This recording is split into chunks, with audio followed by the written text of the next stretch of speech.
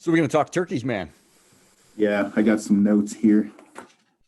Can you hear me all right? No, it sounds good. Okay. I'm gonna put my fucking beanie hat on. It's cold in here. Hold on. Oh yeah, we're freaking. It's snowing outside. It's like 7 degrees.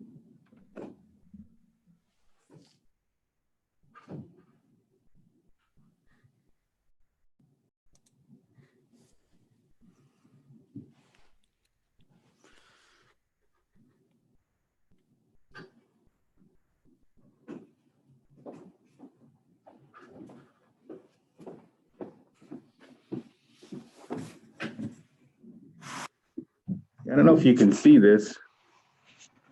They're coming in. It's fucking snowing like crazy out there. Hang on 1 second.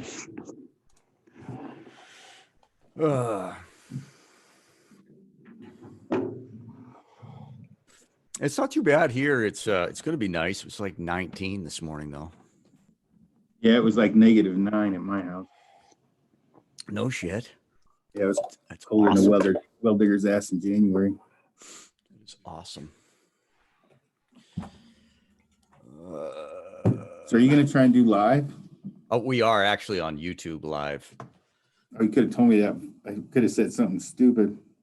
Oh, you still got time. Nobody, I don't have many followers on YouTube. I'm just seeing how this works. What I want to try to do at some point, maybe not this time, but is try screen sharing and see if you can be interactive screen sharing. So you could have a topo map, and you could be live and talking to Denny or Randy or anybody like, why is this a good spot for a tree stand? Blah, blah, blah. Right on. You ready to roll? Yep. Hey, what's going on, Aaron? Not too much. It's a great day in Colorado. I think it was -3 at my house and snowing like crazy. That's springtime, isn't it? Yeah, it's a little worse this year than normal though. Just taking longer to break. Yeah, it was nice. Day before yesterday, it was probably 60 degrees. We went and shot 3Ds and then woke up and it was snowing and it hasn't stopped since. You've been getting out and doing much hiking? I hope Yeah, not. yeah, I've been having the wife drop me off. Oh, anywhere from 2 to 4 miles to the house. We live on a mountain, so she drops me off towards the bottom. She goes sometimes, and then we, snowshoe somewhat. But right now, the snow's just enough where snowshoes aren't working very well. So, but we head to Texas tomorrow, and I think I got 4 turkey tags down there, and then I think we're gonna try and shoot some pigs as well. Man, yeah, pigs. I got to get back to pigs. Those things are just awesome. I gotta say, man, you didn't make your bed. I don't generally, this doesn't make any sense. But my wife, she has other ideas. So, Yeah, Amy, that doesn't happen. It's in fact, I'll go to get back in it, and it's already made, and I'm like, well, shit. if you look, she's going to be scurrying across the camera. She hates live stuff. So how was Nebraska? It was good, man. It was started off a little bit slow. Well, I mean, there was a ton of birds, like for people, it's weird, right? Wherever you hunt turkeys, it's different, everywhere. In Nebraska, depending upon where you're at, early season, there's you can have 80, 90, 100, 150 birds in a flock. They don't split up, just like elk early season.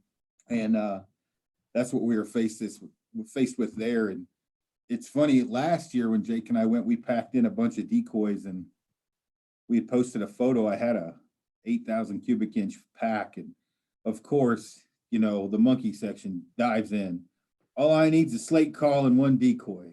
All I need is this, and it's like, well, and anybody from Nebraska or Kansas was like, yeah, man, when you're trying to pull them out of a flock, you got to have as many decoys as you possibly can, because 80 birds don't care about 1 bird. They're not going to come over and say, hey, hey, Helen, what's going on? They just don't come over. So it's kind of different tactics, just like elk. I hate to say turkey hunting's like elk, but there is some similarities before I get some hate mail. Um, and so, as far as the early season, late season, whatever, depending upon where you're at, it's a little bit different. The farther west you go, as far as different tactics.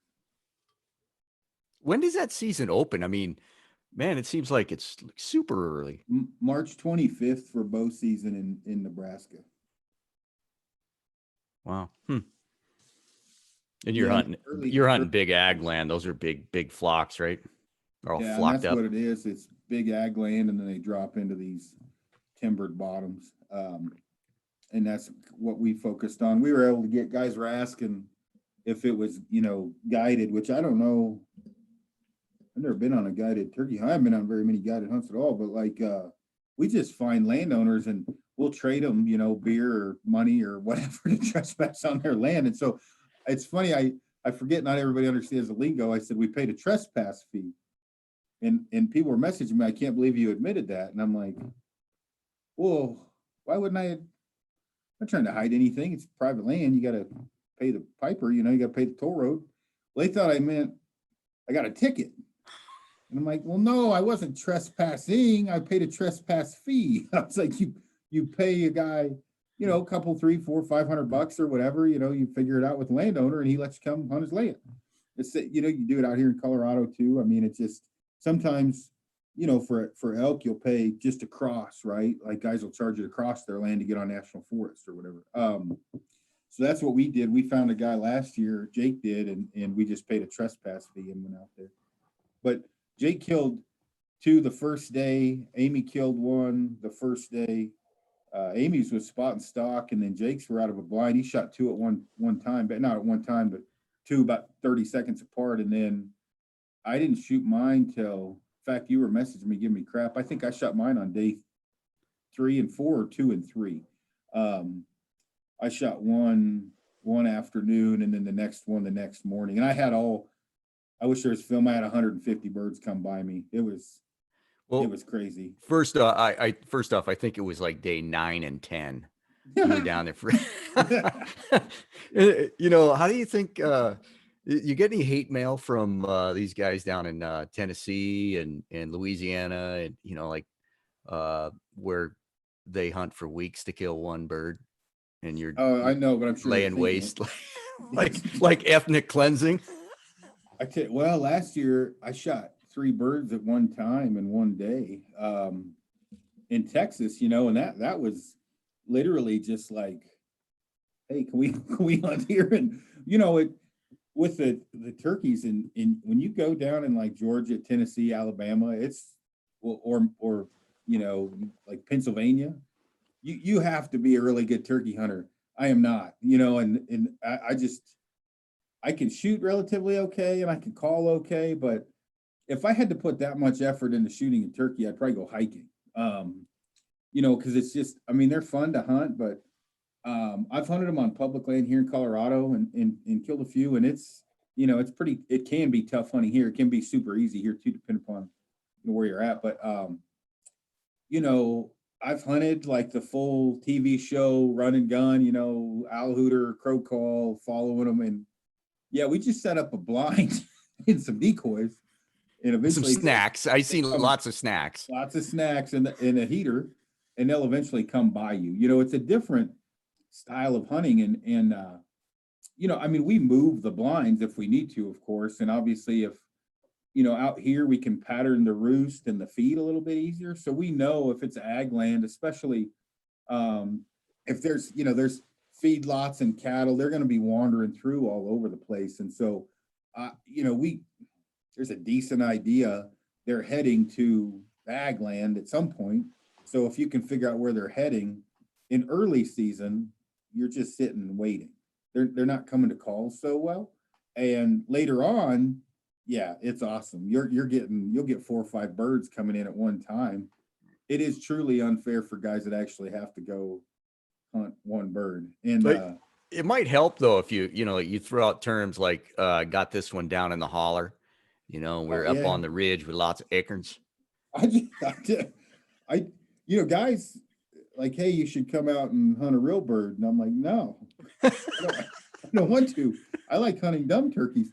I've made that very clear multiple times. I like to shoot the stupid ones. And when I say that, meaning there's nothing wrong with if that's your thing. I mean, it's super cool to do that, and I've done it before.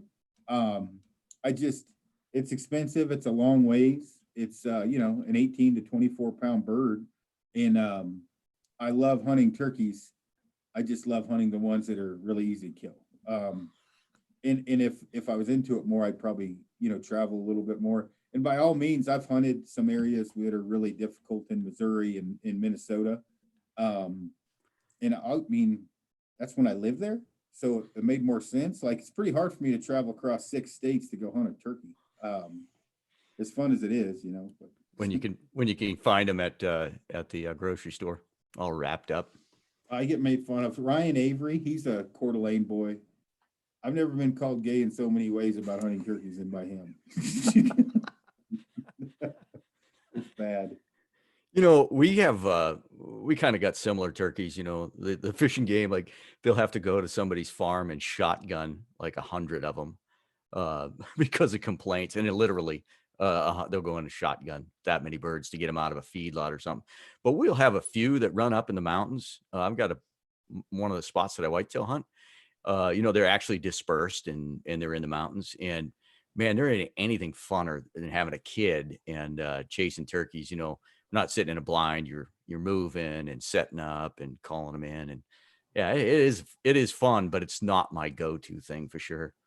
Yeah, I don't think what I wanted to cover today, because I have so many questions about turkey hunting, is one, what I know, and one, what you definitely shouldn't be asking me.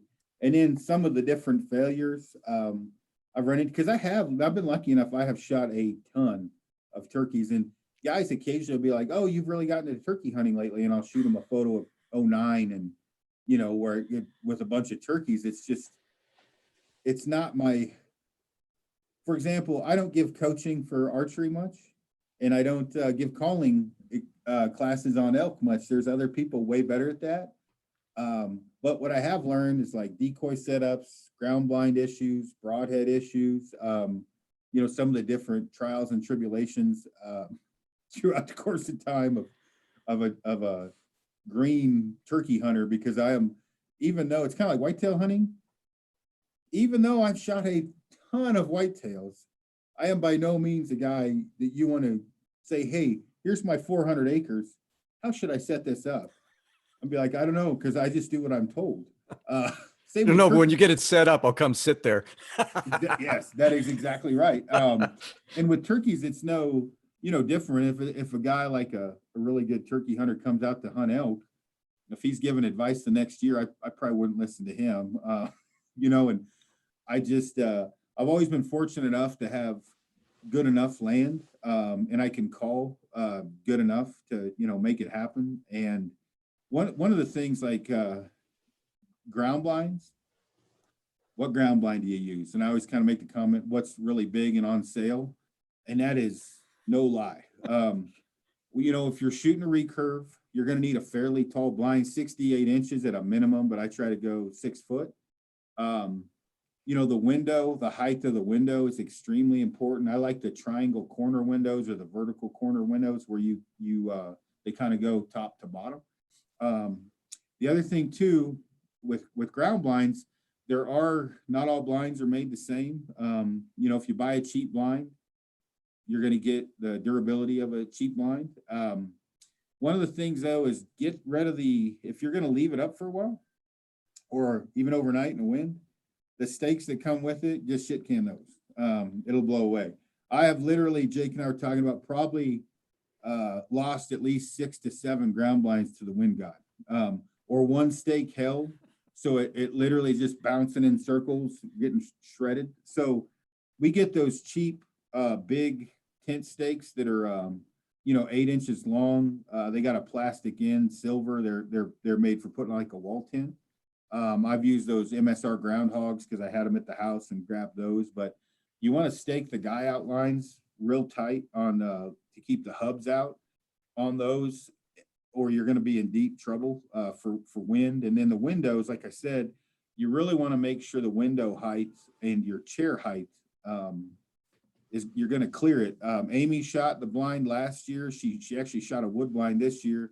I clipped the blind twice last year. It's not a big deal if you clip the blind for durability. You're probably not going to hit what you're aiming at. And also you got to watch out for the cross members. I've seen people clipping the hub before the carbon. Oh, that'd be bad.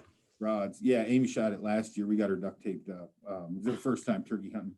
In fact, when she shot it, I about pooped my pants because I was like, what was that? I didn't even catch it. Did she hit that? I thought she hit the edge, but she shot the carbon rod. And then I looked and there were splinters coming out of it. She ended up killing the bird. It's a huge bird. With that, not with that shot. No. Yeah, I yeah. don't even Second know where shot that or something. yeah, to be honest with you. But the other thing too I get asked about is mesh. I shoot through the mesh with mechanicals. When I shot a compound, I shoot through the mesh with the stick. I have zero issues. Now, you're not going to shoot a gobbler guillotine or a decap, a bullhead. Don't shoot those through the mesh. But a standard mechanical or a standard fixed blade, I have zero issues. And one of the birds I shot, although I'm sure I'm going to get yelled at this year, was 36 yards, and the other one was 28. Zero issues. Nice work. You shot a mechanical through that? I bet I've shot 30 turkeys with a mechanical with a compound. Through the mesh. Yeah, no issue. I'll be damned. Well, and you know how I am with testing.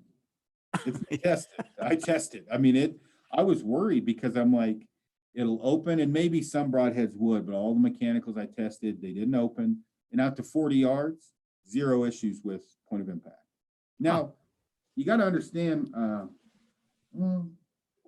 if you never hunted in a blind and you want to, like, let's say you got your kid or your wife or a new hunter, go just put yourself in the blind and have him walk up to the edge of the blind. As far as wearing camo in a blind doesn't always make sense unless that's just the warmest thing you've got. Yeah. You want to dress like you're about to rob a bank in the middle of the night. You want to be in black, like all black. And backlighting is something that catches everybody. You don't want any light coming in from behind you. You got to black out. Like if it's a super dumb turkey, even they will at least look in to be like, hey, there's a dumbass white dude inside, like, or a brother, whatever. They're going to notice that there's something in their home that wasn't there, and then there's something inside of that little cave that is now in their home. Like, oh, there used to be a field here, and now there's a little box, and there's a dude inside of it.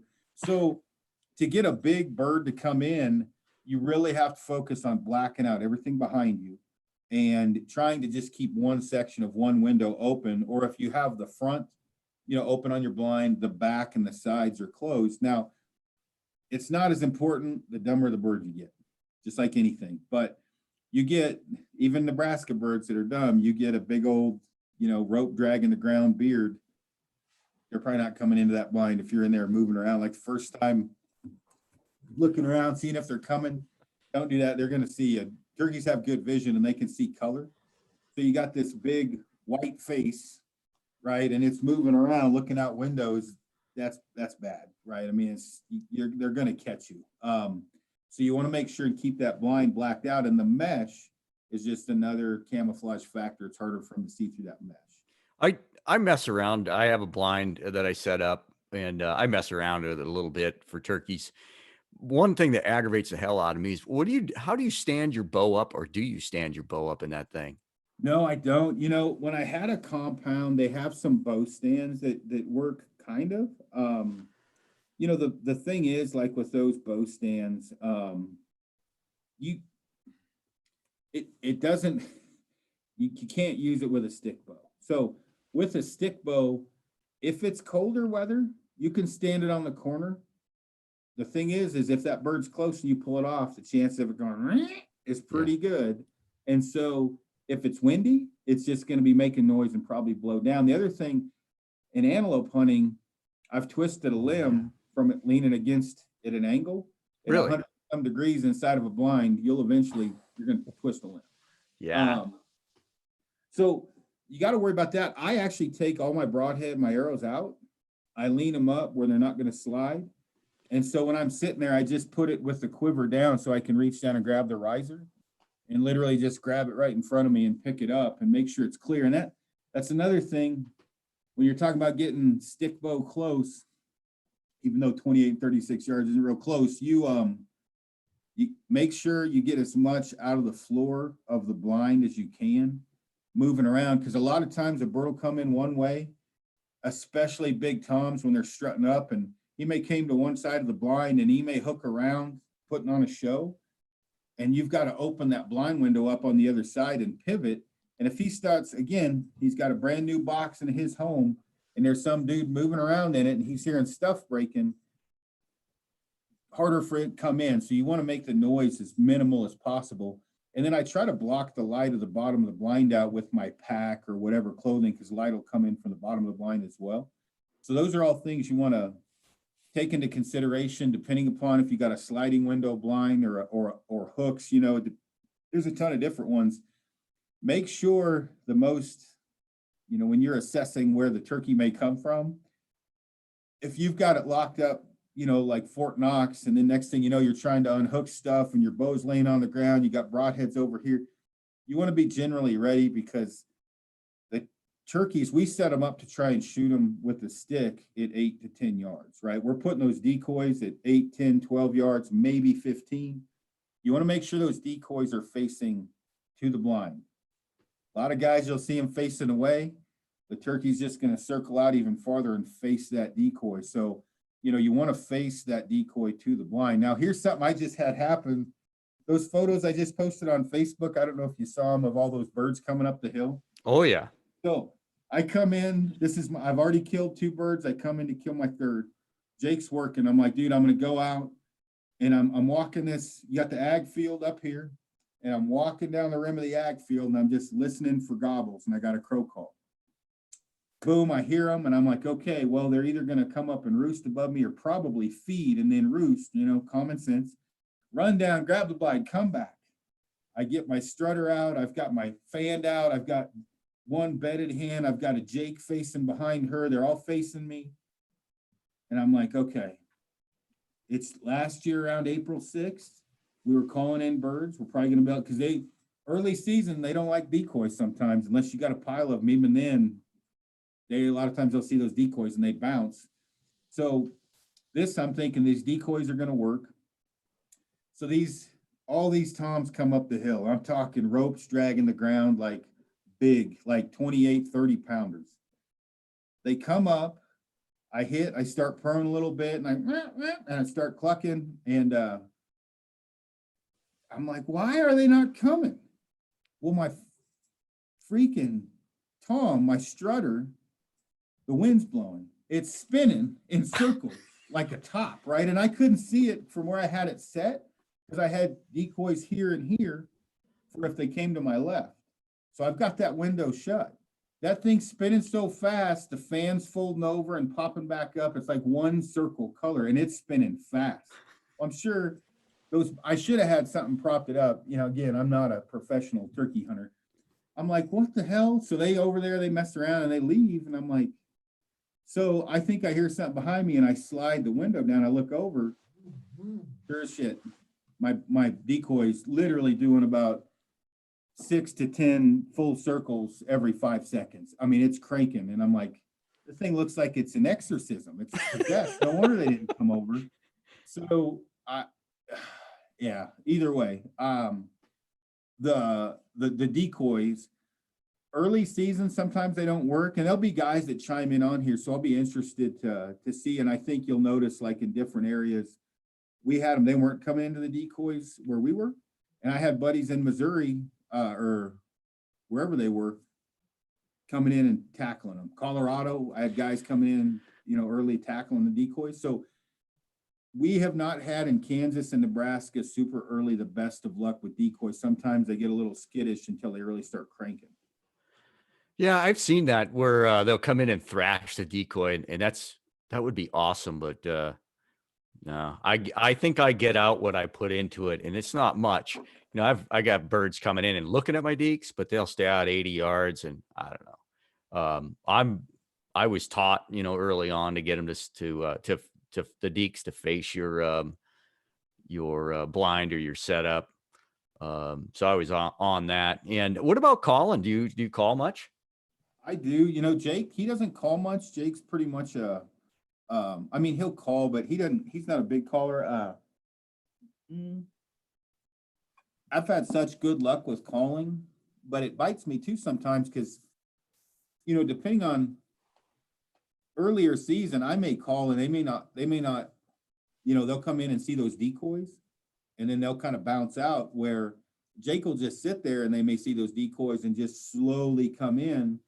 And maybe if I was a better caller, it'd be, you know, a different scenario. But like once they kick in, I can call.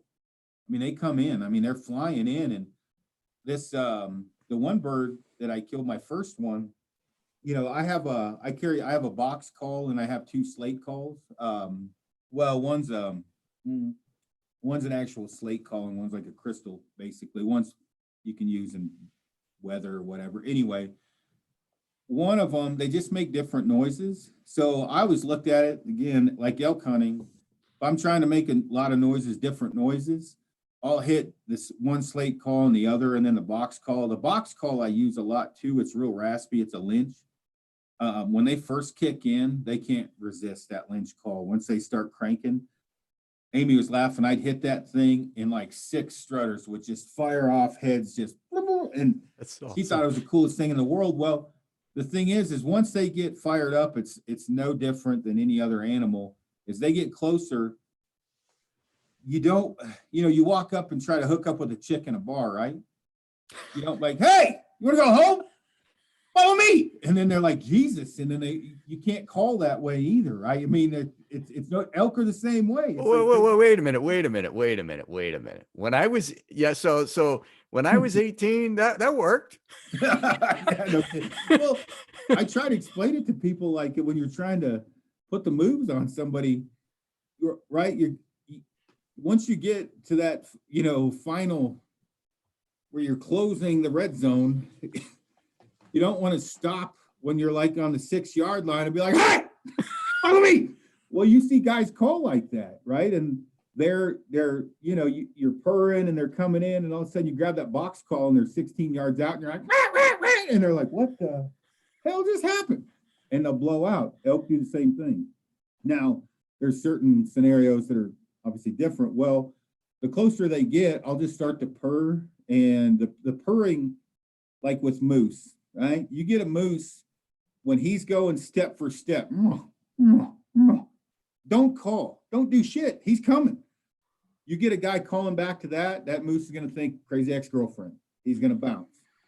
With a lot of times with the bird, where you get one to respond like that and he's firing away and he's coming closer, stop calling. And hopefully some professional turkey killers that are, I don't want any internet professionals, right? Like true turkey killers. And there's a lot of good ones out there. This is what I learned from. It's not like I learned all this on my own, right? Like, same with moose.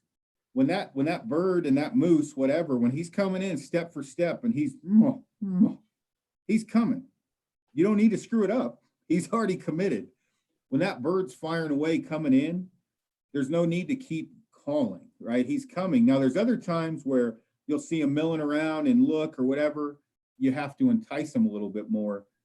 That is where turkey hunting for me is super fun. What Jake and I did is fun, but man, when they come into the calls, like hopefully we get in Texas, like you just start. Last year I shot one bird in Texas. Where it died, the fan was doing this, blowing up, going down. We got out to get it, and there was turkeys running from every direction. Like these ones were coming from 300 yards away. Watching that fan go up and down. Oh, we had to dive back in the blind. Scott was like, "Oh Jesus, and they're coming."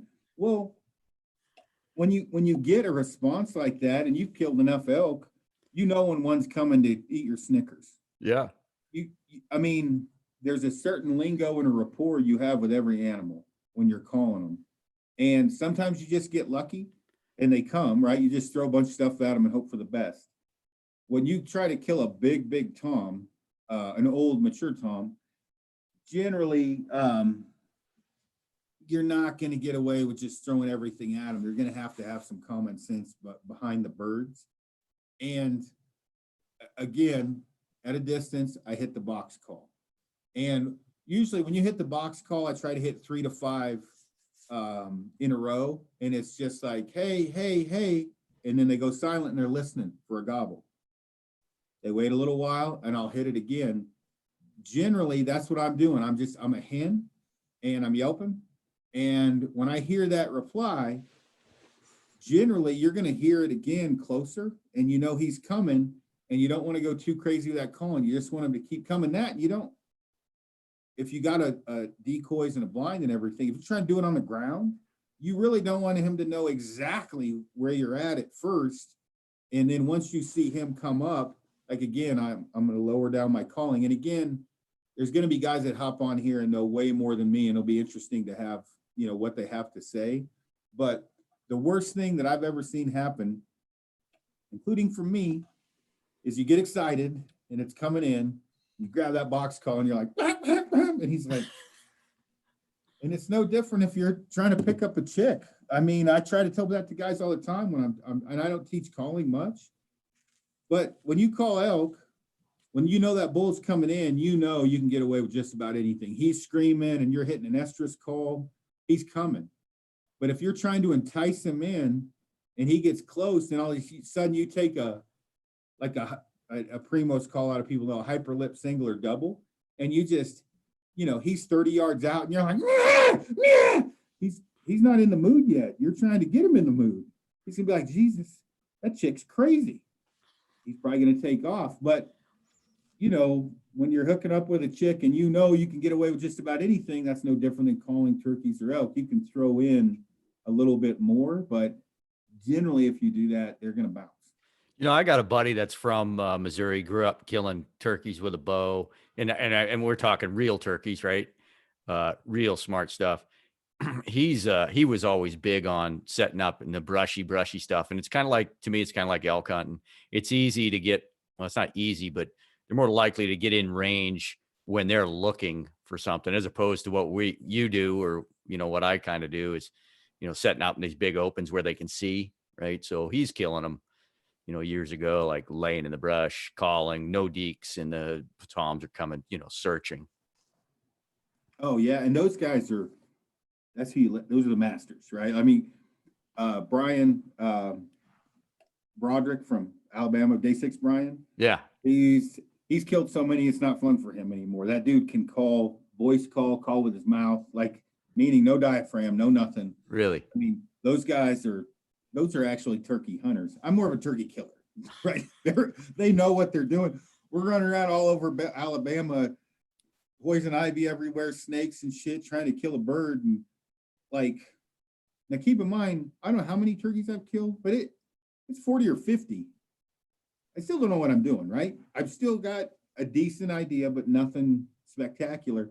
This bird's 100 yards away. He's telling me to draw my bow. It's coming. And I'm like, what do you mean it's coming? Dude, that thing came right in and just starts. I'm shooting. This is when I shoot in the compound. I got a hinge, and this bird won't stop molesting my decoy. It's flying in the air, like double chop. And I'm like, and right when I shoot and I hit the top of it, I blew feathers off the top. And then actually we had another dude with us that shot at it 3 times with a shotgun and he missed too, so I didn't feel as bad. But that's a turkey hunter, right? And those guys like that are amazing. And where with me, I'm like most other guys, I've got enough to get by and enough to be successful. But man, there's an art to, just like elk, there's an art to calling them in. And these different things I'm talking about, like last night, somebody asked what broadhead for turkey. I just said the widest one you can get to fly. Well, somebody said, not somebody, somebody said, and a sharp one. I dole my broadheads. I don't shoot sharp broadheads. I don't want that broadhead to go through them. I'm sure people will fire back with this, but I would much rather hit it with a broadhead that's semi-sharp and stay in it than a super sharp head ripping through them. Because the last time I checked, when they fly off, pretty hard to track them. So I like that arrow to stay in them. And now when I shot a compound, I shot a giant mechanical and zipped right through them. But with a stick, man, there's nothing better than watching that arrow. It basically slow motion because you're only shooting 175, 80 feet per second. launch and stick in when I'm shooting those nocturnals. That one I hit, I shot instinctual. I didn't range it, and I just kind of went with my gut, which ended up being a lot farther than I thought it was, and just hit it, and I just see that nocturnal flipping, and it hits the ground. I'm like, holy cow! I waylaid that thing. Well, like that bird, for example, um, they were roosted. They all come out of the roost. Jake was about 100 yards to my left. They go into this creek bottom, and I've got all my deeks stood up. Probably 150 birds walked by, and there's hens just cranking at my decoys. Toms aren't paying attention. They're just kind of wandering around. The toms come up, and we were doing so good. We were 4 for 4 with one arrow, one kill. That never happens with turkeys, right? So these birds come up, and I try and shoot one coming at me at 22 yards. And dude, I hit a branch on the way to that thing, and turkeys just flew everywhere. I didn't know what was going on. They all circled to my right. Remember, I was talking about the blind windows. I was able to, because the way I was set up, I was on my knees, pivot over, and I was able to pull that blind window down. There were sliders. And when that bird came over, I shot that with it's a cutthroat wide cut. I don't think they're out yet. Is it more than just 2 blades? No, it's a 2-blade 1.5" wide. Okay. Blade. And, I zipped through that, the blind, and the broadhead was sharp. But when I hit it, I broke both wing bones and just flipped it. Well, and I'm going in all kinds of directions. While we're talking about shooting a turkey, you shoot at the bottom of the upper third of the bird. A lot of people don't aim in the right spot. The general rule of thumb, what I try and teach Amy or anybody is, it's better to be high. Hit them high, watch them die. Hit them low, watch them go. That's every turkey hunter that actually is good has told me that. Now, if you hit them low and hit them in the legs, which I've done, they don't go very far. But you hit them high, you got a good chance of breaking their back, hitting a wing bone or whatever. So, depending, and you're only hitting something, not that big to kill them. So, when they're at full strut, it's hard to tell exactly where to hit them at. So I try to just hit them upper mid body and hope for the best. What? You're laughing. Well, I'm trying to figure this YouTube out, and I just got hollered at by Tyler DePong about looking at my phone. Get off my phone, you millennial. Oh, that's funny.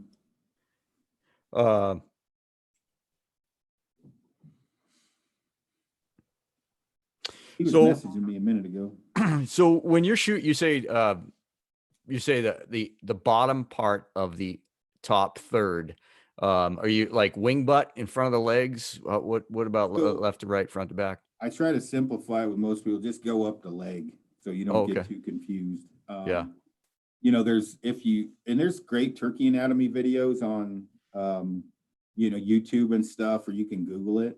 In general though, most guys freak out and peek when they shoot and they blow off feathers a lot of times when they're first. I think Amy missed 7 or 8 times before she killed one.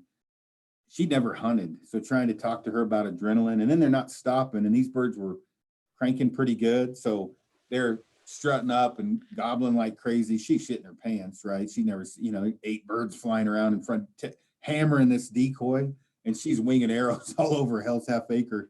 She just wasn't ready for it. And finally, I'm like, look, it's a bird, right? We're a dominant predator. We buy these at the store, honey. Calm down. Like, it's not, she's getting too hyped up about it. And she's killed a bunch of them now. I mean, she hit that one that we were on spot and stock, and there was like 30 birds in a group. I'm like, how the hell am I going to tell her which one of these to hit? 14th from right to left, and finally the biggest one just struts up. I'm like, shoot that one now. And she flipped it. They hardly ever die where you hit them. I'm looking left and right of this dirt mound, and I'm like, shit, where'd it go? She's like, it's right there. It died right where she hit it. Went 2 yards. I was like, holy cow. It was a big bird too. Was that monster she shot last year? That was this year. The one she shot last year is the largest turkey I've ever seen. I'm weight-wise. Yeah. You ever get the shot where they're fanning and you get their butthole aimed at. That's like my dream shot. You know, when their fan is blocking all their view and you got a good aiming point. I did last year, except I shot it right through the tail feathers, and there's a triangle going through it. We got photos of it. There's a VPA 3 blade going right through the fan. Scott was like, Jesus, Aaron. And we took photos of it. There's a perfect 3 blade right through the middle of the fan, straight up from its butthole. And I don't know what I did. I didn't hit it. I probably peaked. It was, yeah, it wasn't one of my finer moments. It's hard with turkeys just because, there ain't much to hit. But you got somebody asking questions? No, Tyler said the sound went out. Like I said, I'm just seeing how well this is going to work. You ever shoot your decoy? I had a boredom a long time ago. Yeah, I haven't done it in a long time because I don't have that much boredom. Lately, we've been in good turkey hunt spots, but it. I may have shot my man. What was this? Dave Smith, maybe I think was a decoy. It was an expensive decoy. I think it was a Dave Smith. This was in 2003, maybe. I was in Missouri, and I shot my decoy out of boredom. We were in Missouri. But no, I got Avion X's. They're blow up. You don't want to shoot one of them.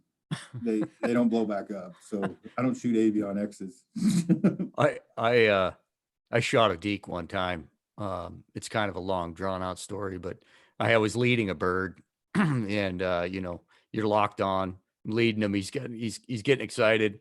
And I shot just as he was crossing my decoy and just pounded the decoy, just drilled it, and it makes that flap sound and the birds gets up and he's flying. Well, the guy calling for me behind me is in a cast from his hip down. He hears the sound and sees the commotion. He's on crutches trying to get through the brush. Nice shot. The freaking decoy's laying out in the field. Like, dude, that was my deke. Oh, good Lord. That's funny. How long ago was that? Oh, a long time ago. Shit.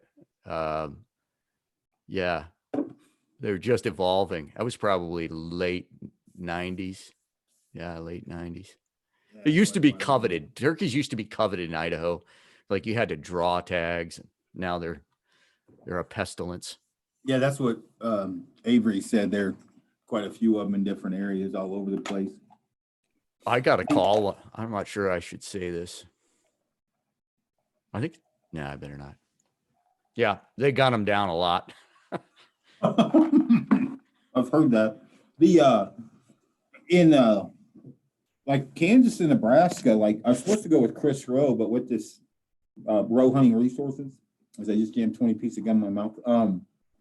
He's got an area he guides out there. I was going to go with him and hunt, me and Amy, and we ended up going. But Kansas and Nebraska, South Dakota, North Dakota some too. But all those areas I've hunted them, and you can get in early season 150 birds walk by you easily if you know where they roost, especially if they're heading to ag land. I mean, there'll be so many you don't know what to do, and it's like a ranger file. They're just coming. And then you go and you hunt. Oh, what's it? Missouri's a place I've hunted before where you might hunt and get one shot all day, 2 days, 3 days.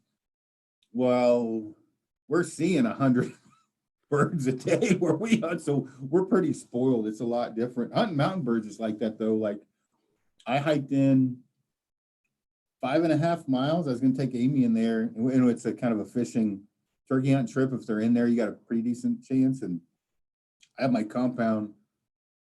Man, it's a few years ago. We heard them gobbling all night, so I woke up the next morning and waddled my freezing butt over there. I mean, it was cold, and those birds came out of the roost, and obviously living up we were in the wilderness quite a ways, and I hit the box call a little bit, and they strutted right over to me, and I hammered one, and that was 5-6 miles in. I don't know. I mean, for a butterball, that's a lot of work. It's fun, but we cooked it that night on the fire. That's a little bit different hunting compared to got 4 blinds in the back of the truck and 30 decoys and, hopping in a chair. That's the other thing, the chair. That's what I was going to ask chairs you. That open like this, don't get those. They squeak. Those chairs suck. Now there's one, I call it the hemorrhoid. It's the triangle chair. Yeah.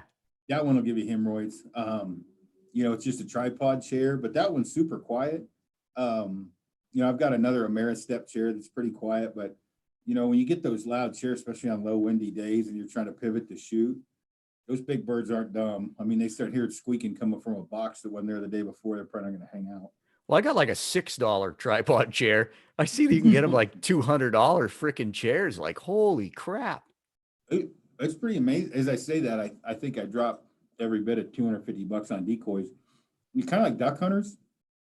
Turkey hunters get pretty crazy about their stuff. Some of the calls, they're works of art. I'd be afraid to use one. It's like you want to put it on a shelf. Yeah. Yeah. Did you ever listen to that episode a long time ago? Gosh, what was Joey Buchanan? You could hardly understand the guy because he's like Mississippi and he's got this super thick accent. But I'll have to listen to it. No, man, that guy's a turkey killing machine. And super, super funny. Well, it's no different.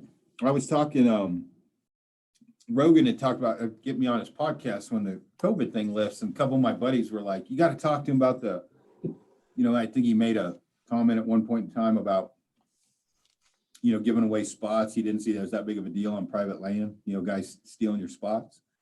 And man, without getting bashed for this, if you have a guy hunting in pretty rough areas for turkeys that's putting them down every year, he may not have as many turkeys on the ground as I have. He's a hell of a lot better turkey hunter. I mean, there's a big difference. Nebraska, you can shoot 3. Texas, you can shoot 4. Kansas, you can shoot 2. And then you go to a place you can only shoot 1 turkey, and they're heavily pressured. There's a big difference in skill set and body count. When you talk about hunting private land, I've called on not necessarily private land, but very good private land ranches for elk. You get a guy that's, let's say, 10 for 10 on there, then you get a guy that shot like a couple cows and a 300 bull and a few raghorns on public land. Yeah, I'm probably going to go hunt with a public land guy. I mean, he's probably a better hunter. The turkey hunting's no different. You get those guys that hunt those public land birds down there. It's an art. I mean, it's amazing. Yeah, and they grow up doing them. And they grow up doing it. We just do it because it's a sideshow until bear season gets going. Pretty much, or high country fishing between those two is, I mean, turkey hunting's fun, but if it's a choice between turkey hunting and shooting a bear, I mean, pretty easy choice. Somebody just said, Longbow Dan just said turkey decoy stock just rose 200%. It's probably a good call. the Aaron Snyder series is coming out. Well, you know what decoy works good for stalking? That ultimate predator that you strap. Is that the one that goes on your bow? Yeah. Yes, I got to look into that. That thing is pretty freaking awesome. My buddy actually owns it, Danny Ferris, but it straps the top and the bottom, and you shoot through the hole. Your riser's right there, and you can strap it at an angle because I can't, so I can strap it at an angle and it's upright. But I've killed with the stick some spot and stock. Now these are dumb birds. That last one I killed, they wouldn't come over to the decoy, so I could see them, and I snuck out and went about a bunch of round bales and hooked over. Anyway, I ended up shooting that bird spot and stock and just stone dead. Boom! Right when I hit it, I couldn't believe it. It was not a. It was a poke, and it was one of my better shots I've made. And watching that nocturnal just fly through the air. But if I wouldn't have had a decoy, I don't know that I would have got the full draw. I had that ultimate predator decoy on, and I don't know that I would have been able to get the full draw. Yeah, I got to look into that. I think that'd be a hoot, and they use them for like antelope too, right? Antelope are real visual. And we had it for my mountain. I got a mountain goat. Oh, no kidding. Yeah, and you know what we're gonna do? The bighorn. It looks like because those owdad are hard to kill. Oh. It looks like an owdad. And so that bighorn, we're going to use that next year, because the thing with those owdad, if you can get that extra split second when they're in the cliffs, that makes a huge, huge difference. You get an extra couple, 3-5 seconds of some animal looking at you, or at least looking around trying to figure out what's going on. That's a huge difference. And the turkey's no different especially if you're just trying to kill a turkey like a Jake. Daddy's got video of them attacking on the bow coming at him because jakes aren't overly bright. Not usually, right? And so Did you say different Jake? Did you say Jake or Jakes? Jakes. Oh, that's funny. Oh, I would yeah, say ultimate that predator that decoy might, is pretty badass. yeah, that might bring them into my maximum effective range. If they're attacking the Well, end of my broadhead, I got a pretty good shot. I was just talking. I was going to go out and hunt with Danny if I can, and his whole thing. He wants me to skewer him. He wants me to hit the turkey before it gets out of leaves a string, and he can call. And then with that decoy, it's feasible to do. The thing that's nice with that ultimate predator, if you're going to hunt on the ground, is you put a couple decoys out in front of you, and then you have that, on your bow. That definitely ups the odds if you're going to ground hunt, with a stick bow. I just had Michael Richardson chimed in, and it's probably a good call. He said he'd be afraid to use one in Pennsylvania, and he's not sure it's legal. But yeah, there is a safety factor when you start talking about decoys and stuff. So yeah, and we're in bow only season, so is there that's a bow only season? I didn't know they had that. Yeah, I got to make sure so. In all fairness, you strap an elk to a pack. First thing you get some dude on the internet saying that's stupid, right? So I get it. And we'll put orange on or whatever. Obviously, if it's for a photo, no one wants to see orange draped all over it. With the decoy, it definitely, even in gun season, if you're on private land, people can poach, people can trespass. In all fairness, where we're at, it's a bow only season. If I die from somebody poaching with a bow that close, it's just my time, and I'll sing my war song with pride. I mean, I'm going to take that risk, but with gun season, I totally agree. It could, especially on public land, yeah, you can get shot. Yeah. Yeah. There's a big deal about turkey reaping. So I didn't know there was such controversy over turkey hunting. So I guess you put and I don't know the lingo, I'm sure people do. You put a fan on your barrel. And I think that's reaping or fanning. No, that's reaping. And then fanning is something else. And I guess there's controversy over if you should do it or not or something. I'm not in the turkey world. I just throw up some decoys and hope for the best. It's like it's unethical or something. Yeah. Huh. Which I can tell you right now, you put a fan on the end of a barrel, that definitely puts it at another level. I mean, that's like having an e-collar in your pocket for calling elk. Yeah. For guys like you and I don't give a shit. But for people that actually pay attention in different states, I can see how it'd be a guy using an e-collar probably for elk, that state-of-the-art e-collar that can't call, and the next thing you know, he's got an e-collar in his pack calling in bulls. Dude, it's a way bigger deal than I thought, because I was reading on turkey forums. Sweet baby Jesus, it's like Democrat, Republican. Holy moly. Oh man, people take turkey hunting serious. You and I make jokes about it. I thought people were gonna fight. So I guess turkey reaping though is having one on your barrel, and then fanning is getting in and then popping the fan up maybe. Now I used to have a decoy that I pulled a string, and the fan would pop up and you let it down. And I can tell you without a doubt, once they're in the mood, you get that thing out in front of you and there's a bird 150 yards away, you pop that fan up, it works. They're coming, right? And I would face it to me, stake it to the ground, and there'd be a string, and I'd pull that string and that fan would pop up. It worked. I could see how somebody would not like that if it was a state where people cared. I suppose if that's what you live for, you might get wound up, but I think that's kind of funny. Dude, I'm telling you, it's all a matter of perspective, right? You and I don't really get too worried about turkeys, right? I guess people do. I was reading this and I'm like, it's a bird. Like, holy cow. These people are cussing and screaming, calling each other dumb shits. I was like, wow, this is pretty serious. Probably the same thing with duck hunting. I'm not in that world either, but. Well, they're the ones that probably get mad seeing you lay down so many birds and you make it look easy, and they're hunting the hollers with Ecken ridges and. I'm definitely hunting the dumb birds. That's my plan the rest of my life, is hunt stupid turkeys. And I'm not against going to hunt more difficult ones. There just has to be a lot of other stuff not going on. I did just have one question pop up. What blind are you using? I know you talked about, just big and roomy. So we have a few. Barnett is probably the best one. It's super durable. We have a Rhino blind, a couple of Ameristeps. Um, yeah, I think that's what we. Yeah, Ameristeps, Barnett, and Rhino blind. Mm. You're getting, I guess you're hunting movement, right? You're not like getting there and fly down zones and all that stuff. So you're not getting out like super early before light. Oh, we're way before light. Yeah. Oh, okay. Yeah, if you have especially if you set them up the night before, um, which we do a lot, right when they roost, we'll move the blind over and into position.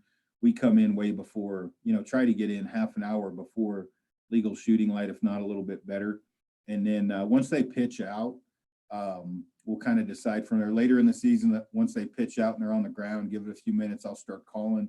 Other times we don't put if we're catching them in and this is probably from a guy in a different part of the world is like, you're out of your mind, but we get in a corridor where we know they're coming to feed. We don't call, we don't do anything. We just wait for them hit the pinch point in the death trap, and wait for them to come in and shoot them on the way over. Yeah, and again, like I'm the furthest thing from a turkey having any turkey knowledge, but our seasonal opens up April 15th. They're already flocked up. Around like the 1st of May, this second week in May, that's when I'll be out, kind of bear scouting, looking for bears. And that's when I find that toms, I can call them in because it seems like the hens are nesting and the toms are out cruising. And that's pretty fun. Uh, so, so Sergeant Six Pack asked if you guys Actually, ever, Lander. Oh, oh, wait, no, no. no. Oh, That's no. Jerry Shaw. Jerry. Yeah. He, earlier he said Sergeant Six Pack reporting for duty. That's pretty funny. He killed a turkey with his stick bow last year. Yeah, he did. He just asked if you'd use a ghost blind or the mirror panel one. Now that is an interesting one. My buddy swears by that mirror one. The ghost blind. I haven't used those. I've got buddies that do, but take into consideration, blind time is also email time. Oh yeah. So I get in that blind and I got a backup battery pack. Obviously, some people probably listening to this is sacrilege. I answer questions. Business emails and whatever on my phone when I'm in that blind. So might not work as well. The mirror blind too, basically, I've seen guys, they swear by it, but probably doesn't allow me to move around as much as playing on my phone, answering emails. Yeah, I always thought that mirror one someday when I get, I don't know, some time away from elk hunting, which may never happen. I really want to chase antelope, and those mirror blinds look like they'd be the ticket for antelope. Yeah, they could be for Oh sure. man, a rutting antelope looks so fun, but that's just right in elk season, so it may never happen. Yeah. Man, I'm trying to think of anything else that's super important. Guys ask what calls I use. Use whatever call that makes the best noise for you. Like I said, I've got a couple of slate calls and a box call. If you can use a diaphragm, that's the best. I can use one halfway, all right, enough to, get them to come in. But I'm a big fan of that Lynch box call. I've had it for 20 years probably, and it seems like it's like wine. The older that box call gets, the better it sounds. I use a slick stick, which is it's from Primos, and it's got basically sandpaper on the end of it, and then on the inside there's chalk, and you've got green SOS pad. You can clean off your striker with it. I keep SOS or green scratch pad and sandpaper, real rough grit sandpaper with me. With a slate call, if it gets wet, it's kind of worthless. So crystal is a little bit better for bad weather. But again, by no means am I professing my faith in the turkey god. There are way better, turkey hunters than I even claim to be. But I just, if you're hunting them, the blind thing, and the stakes, like a lot of the mistakes I've made as far as that goes, you're gonna stake your blind down overnight. Use different stakes. Make sure you don't have all your windows open. Common sense stuff like that. Bottom of the upper third when you're aiming at them. is pretty important. Things like that. And then as far as the decoys, probably the best luck I've ever had is with a Jake and a hen all the way around. A bedded hen and a Jake. You're not gonna probably get the biggest one. Like my bird we just shot, we pulled the fan off of that, stuck it straight to my decoy, and Jake would have not. He shot a giant bird. He wouldn't have killed that bird without that fan on there. Really? There's the only bird that came to him out of all however many came up. It came over, and his daughter was with him. Oh But yeah, we took that fan and spread it out and put it where the fake fan was. I don't know how many times I looked over, jumped up because I thought it was a real bird. Getting that real fan in there makes a huge difference. But at least this way, guys can get on and on the stick bow page and go back and forth. Maybe we can get a reaping discussion because Well, no, I'm laughing because I'm thinking about like the cover for this episode. And, it's going to be you with your two turkeys. And it's going to say, Aaron Snyder makes turkey hunting easy. He's got it figured out. you know how to make turkey hunting easy. Yeah, and then I'll Dumplings. advertise it over on a turkey forum or something. Aaron good Snyder, Lord. the turkey master. I'm glad. Like I've said multiple times, I am not a turkey hunting expert. Dude, I get around those guys and they're like, crow calling and owl hooting with their voice, and I'm afraid to get my box call out. I'm hiding it. Like I'm not going to try. I'm going to look stupid if I call in front of these guys. It is truly down south, dude. It is a big. Like I met Eddie Salter at a Denny's and Alex Rutledge, nicest dudes in the world. And for people who don't know who those guys are, Eddie Salter is kind of a turkey hunting legend. I mean, he's just a super cool dude. But just at Denny's, they came over, started shooting shit with us, and those guys, they were owl hooting and crow calling in the Denny's parking lot, and Eddie Salter's just gobbling. And I was like, Jesus, I don't belong in this guy's presence as far as turkey hunting goes. They take it serious out down there. Oh yeah, that's how my buddy is from Missouri. What he can mouth call, I couldn't do with a slate box training. I couldn't do with an e-call. Yeah, it is amazing. But yeah, so that's my best advice. Hunt dumb turkeys. There you go. Aaron Snyder making turkey hunting easy. Or my buddy, I shouldn't even say this, you might have edit this out, but in Texas, right? This is for deer, but you can bait in Texas, right? And you're not going to probably kill very big bucks on bait in Texas. That bucks don't come into it. But dude, we were over where all the corn was, and he did a off the hip commercial about a cover scent and attractant. And he was rolling around in the corn, splashing on himself, and he's like, all I can say is this is the best cover scent, better than Hex, better than scent blocker. All you need to get yourself is some corn, and then he would roll around in it, and he was smeared. Because dude, that is another.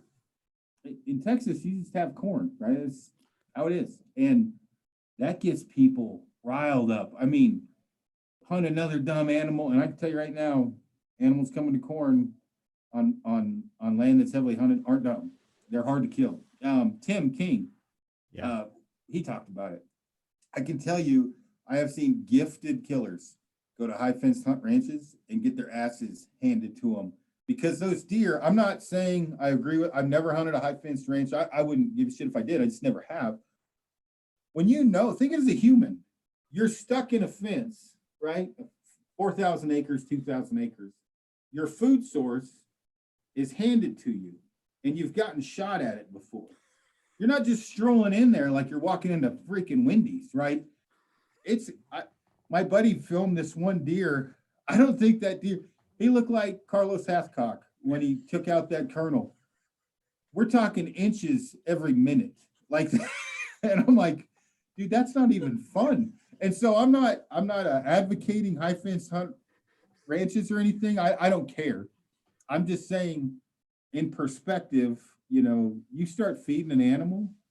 If it's in a spot that's illegal, yeah, it's going to be super easy to kill them. It's illegal. You're not supposed to do it. They're not used to it. When your food source, you have some fat dude in a tree shooting at you. Yeah, you might get a little skittish. And so my buddy, though, when he was doing that skit rolling around in the corn, I literally almost pooped my pants laughing because you see the Tink 69 and the scent blocker and the Hex corn does fix a lot of problems in certain areas, but it isn't a gimme. In some areas, when you can corn all the time, they come in skittish. Alabama was like that, man. You can't even hunt over corn. You can have feeders, but I think you got to be 200 yards away. Those deer aren't stupid. I mean, you can watch from the spotter, and when those deer come into those feeders, I'm not shitting you. They don't mess around, man. I mean, they're on cracked out, like a squirrel chirps, they're dropping, and I was like, Jesus. Frank was laughing. It's wild, and it's all, it's not just generational. It's geographical. If you talked about hunting corn out west, you're unethical, right? But you go down to Texas and you don't have corn. They're like, well, what's the problem? I mean, they have corn down there. There's a feeder everywhere. So it's crazy how much big debates you get in over that stuff too. Well, I just hang back, not say much. First off, when you were describing a high fence ranch with the, feeding them, for some reason I was thinking Hunger Games. but I was in Georgia or South Carolina, one of the two. I'd never been around those feeders, that automatic feeders. That shit when it went off. Oh my gosh. So I'm sneaking, I'm like full stealth mode. I feel like I'm a lizard crawling through, snakes and alligators. I'm like oozing like a shadow. And one of those feeders went off. Dude, I turned inside out. Holy crap. Yeah, shit in my pants was the least of that doesn't describe it at all. That hog I shot down in Texas with Sloan, and I don't know if the other guy wants me to mention his name. It was his ranch. He's super cool dude. So the pig I shot was on the ground, and the next night I said, hey, I'm just gonna sit on a feeder and see if they come in. And the only thing that came in was a raccoon. Same thing. I'm half asleep. That feeder went off. I about shit myself. I wasn't ready for it because you're not used to, birds are tweeting, squirrels are going off, rabbits are jumping around. That thing goes off. Like, Jesus, that gave me a start. You're not used to it. And I mean, obviously with hogs or whatever, they come in like last light. So the feeder's like hour before light, it goes off, I guess. But I never even heard the noise before. Yeah. Well, if you're not around the feeder culture, I freaking prolapsed, man. I texted Sloan. I said, Jesus, dude, that feeder just went off. I think I shit my pants. I was like, I'm going to change my undies when I get back because I just wasn't, ready for it. But, the more areas you hunt, no different than you're talking about turkey reaping and you and I turkey hunting. I'm like, it's just a turkey. It's a big deal. The other one, after I heard that, and now I knew what it was. I saw later that they actually make e-collars with that sound on it.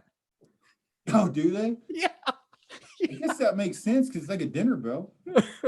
You know what? When I was helping my buddy bait in Idaho, he beat on the bucket drum, or whatever to let him know he dumped it off. So I guess that makes sense.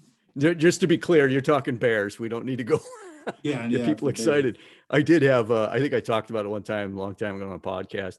I had a buddy years ago call me because somebody in his family had killed something, and he wanted to cape it. He wanted me to cape it. He didn't know how to cape, so I get over there, and I'm pretty stoked for him. And I'm caping this thing. When I cape, I work from the neck forward, so the last thing I'm doing is sticking my fingers in their mouth to cut around the gum line. So I stick my fingers in this buck's mouth, and I'm like, I pull it back out, and it's got corn on it. I mean, we're in northern Idaho. Corn doesn't just naturally grow anywhere. So I said to my buddy, I'm like, hey, what the hell is this? And he looks at me real sheepish. She's like, well, that's alfalfa. Like, all right. Oh, that's funny. Yeah. Good Lord. Well, we probably should stop talking about this before we get ourselves in trouble and I get some dude pissed at me laughing about turkey reaping. Yep. Right on. Cool, man. Sounds like a good time. We'll be in touch. Sounds good. Yeah. Heading to Texas tomorrow. So hopefully we're doing more turkey reaping without a fan. Well, keep us posted. Yeah, I will. All right. Thanks, man. You bet. Later. I don't know how to shut this